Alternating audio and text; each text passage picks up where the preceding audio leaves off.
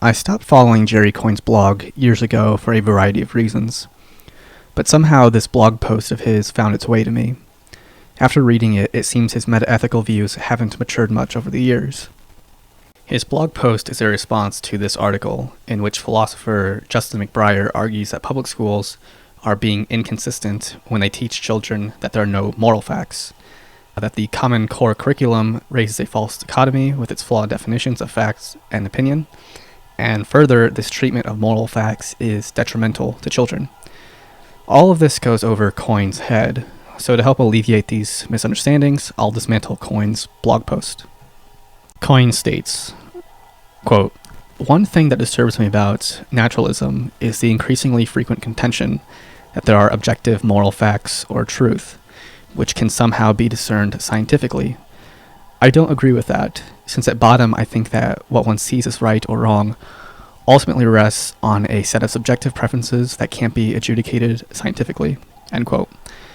Here I can partially agree with Coyne, but the agreement is severely limited and for far different reasons. To make a better point than the one he was attempting to raise, naturalism does not necessarily entail moral realism, unless we're talking specifically about moral naturalism, which is a moral realist position. One could be a philosophical or metaphysical naturalist without being a moral realist. I'm baffled as to why Coyne opened up with this worry about naturalism experiencing an upswing of moral realism predicated on science. Granted, this contentious position is getting some traction thanks to swindlers like Sam Harris, but Coyne seems to be more concerned with the moral realism part and not the predicated on science part. That said, anyone who wishes to be taken seriously in metaethics will not take the position that moral facts can be strictly discerned scientifically.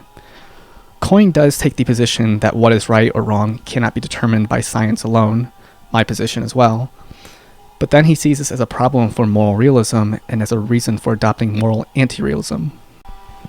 Now, Coyne might believe a robust moral realist view does not require scientific investigation to be legitimate, but his immediate jump to science as the arbiter of moral facts suggests otherwise.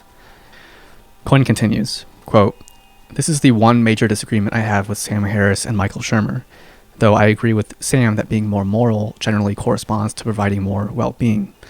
Like Sam and Michael, I am a consequentialist. I judge actions as right or wrong based on their consequences to society." End quote. Coyne goes from his metaethical disagreements with the prudent duo of moral realism, known as Shermer and Harris, to acknowledging that they are all consequentialists, which is a normative ethical theory.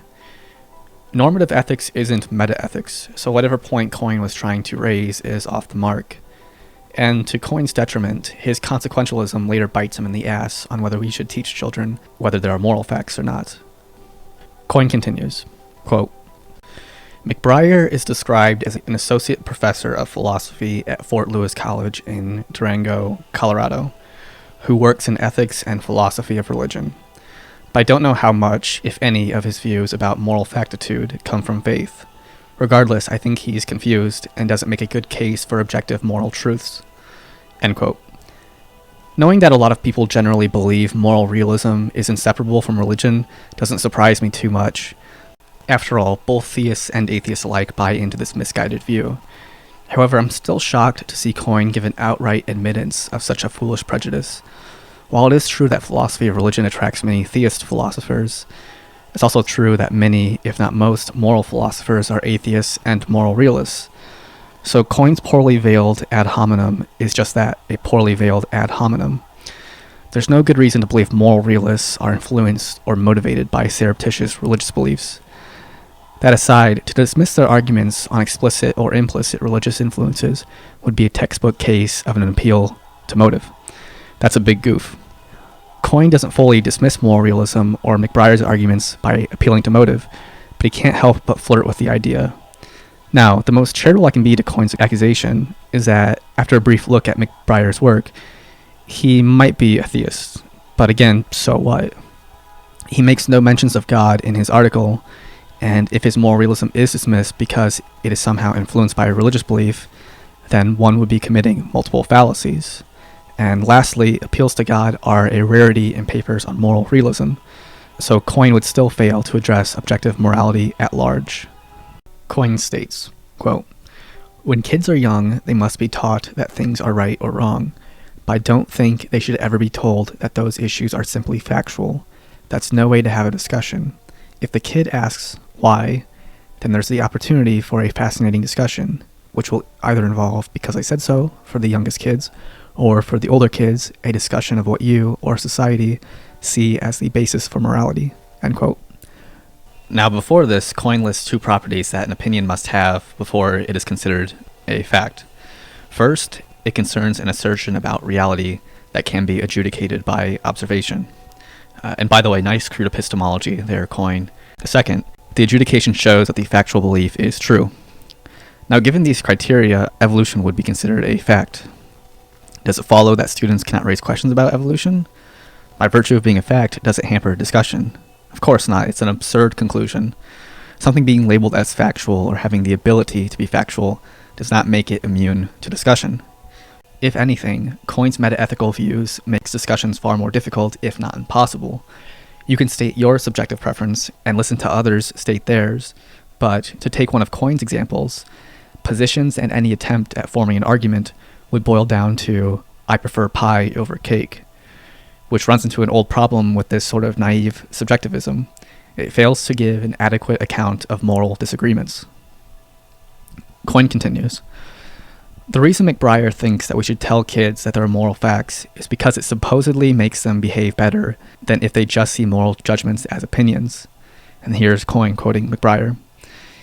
"It should not be a surprise that there is rampant cheating on college campuses. If we've taught our students for 12 years that there is no fact of the matter as to whether cheating is wrong, we can't very well blame them for doing so later on. Indeed, in the world beyond grade school, where adults must exercise their moral knowledge and reasoning to conduct themselves in the society, the stakes are greater.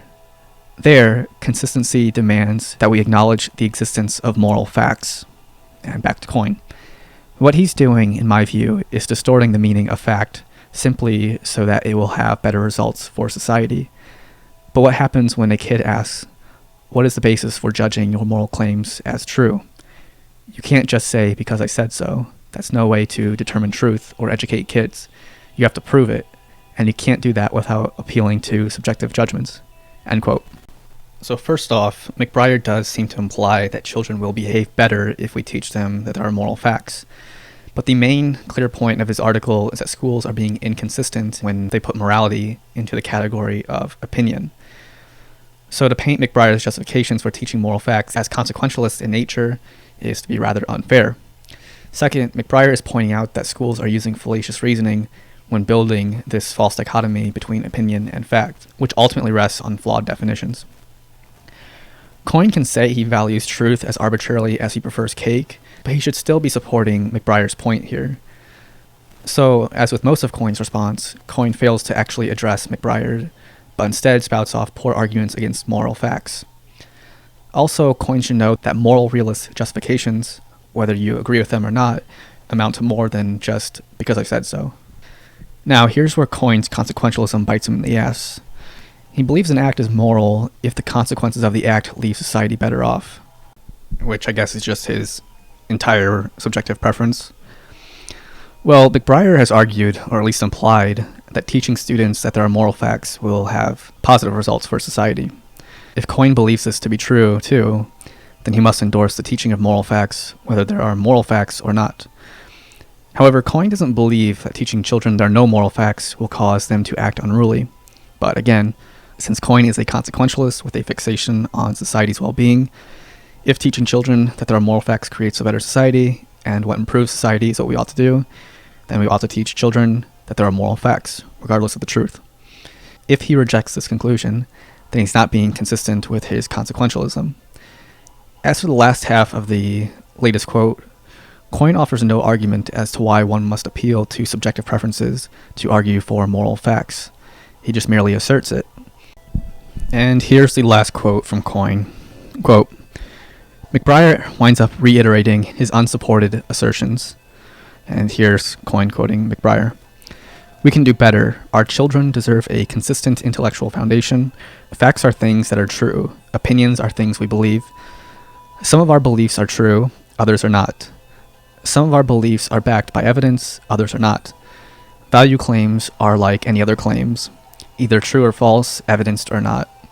The hard work lies not in recognizing that at least some moral claims are true, but in carefully thinking through our evidence for which of the many competing moral claims is correct. That's a hard thing to do, but we can't sidestep the responsibilities that come with being human just because it's hard. That would be wrong. And that's end quote from McBriar. And Coyne continues, I find it odd that McBriar is a professor of philosophy and nevertheless can come out with things like this. Some value claims simply cannot be adjudicated by evidence. Abortion is one. Even if you're a consequentialist like I am, and on those grounds, in pro-choice, what do you say to someone who feels otherwise, either because they have the religious notion that embryos have souls, or the consequentialist notion that it's worse for society to allow abortions than if it prohibited them? How can you decide? Even the notion, don't kill innocent people, won't resonate with a Muslim extremist if those innocents are apostates. End quote. Here Coyne states, quote, some value claims cannot be adjudicated by evidence, end quote. This goes against Coyne's supposed position that all value statements are subjective preferences. It could just be sloppy writing or thinking on Coyne's part, but he is implying that there are some values that can be substantiated. Coyne again states it's too difficult, if not impossible, for opposing views to have a debate about their ethical beliefs. See my earlier response to that.